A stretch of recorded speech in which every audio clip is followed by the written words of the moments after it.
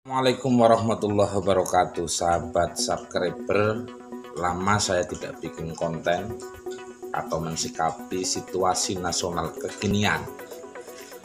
Dan hari ini saya akan mensikapi langkah manuver Kapolri yang menyampaikan ke publik bahwa Kapolri membuka pintu bagi 56 pegawai KPK yang tidak lolos tes wawasan kebangsaan di KPK. Dan Kapolri menyampaikan beliau sudah berkirim surat kepada Presiden dan Presiden Jokowi sudah menjawab, mengiyakan, membolehkan. Artinya yang perlu digarisbawahi di sini adalah Kapolri membuka pintu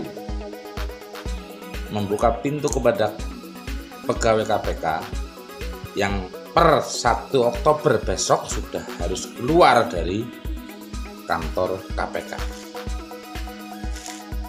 Ini tentunya menjadi satu jawaban dari sekian banyak harapan, pertanyaan pegawai-pegawai KPK terkait dengan sikap Presiden Jokowi.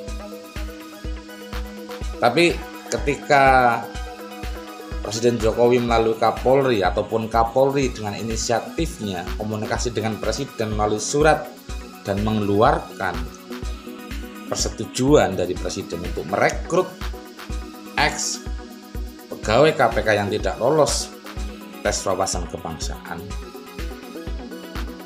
Apakah kemudian itu menjawab semua persoalan kegaduhan di KPK? Kami sudah menyimak beberapa komentar dari banyak pihak. Ada yang apresiasi dengan langkah Presiden Jokowi untuk menyelesaikan kegaduhan di lembaga anti rasuah tersebut. Tapi di sisi lain kelompok-kelompok mereka pun yang dari awal memang tidak memiliki sense of belonging terhadap Presiden tetap mencibir langkah Presiden dan mempertanyakan untuk apa kemarin ada tes wawasan kebangsaan kalau satu lembaga negara menolak, di sisi lain lembaga negara yang lain menerima. Ini yang perlu dipahami. Tentunya ketika Kapolri membuka peluang menerima anggota KPK dari untuk menjadi membantu di Bareskrim, di kepolisian untuk menguatkan kegiatan-kegiatan lembaga kepolisian dalam penanganan tindak pidana korupsi. Tentunya tidak serta-merta orang 56 itu nantinya akan masuk menjadi ASN di kepolisian. Kepolisian sebagai sebuah lembaga negara nantinya juga melakukan langkah-langkah tertentu untuk menyatakan 56 orang itu diterima, 56 pegawai KPK itu diterima sebagai ASN. Yang perlu digarisbawahi di sini adalah Kapolri membuka pintu. Artinya nanti diserahkan kepada masing-masing personil ex pegawai KPK per 1 Oktober nanti. Apakah peluang ini mau diambil atau peluang ini mau tidak diambil, diserahkan sepenuhnya kepada ex pegawai KPK.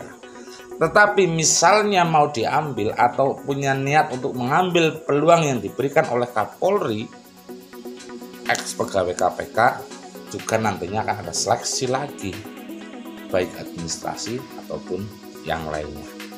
Ini yang belum dipahami oleh kelompok yang mencibir terhadap kebijakan-kebijakan pemerintah, termasuk langkah dan terobosan manuver yang cantik dari seorang Kapolri bersama Presiden Joko Widodo.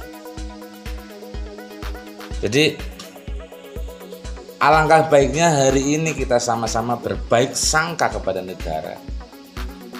Bagaimanapun persoalan di KPK adalah persoalan negara.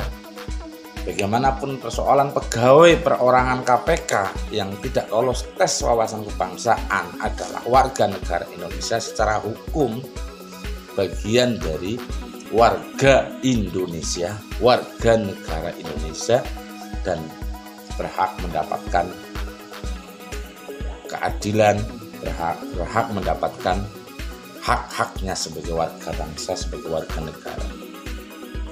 Sehingga kembali kepada persoalan langkah terobosan Kapolri bersama Presiden, patut kita apresiasi, patut kita hormati, dan kita tunggu langkah-langkah selanjutnya dalam rangka untuk menyelesaikan kegaduhan di internal lembaga rasuah, yaitu KPK RI.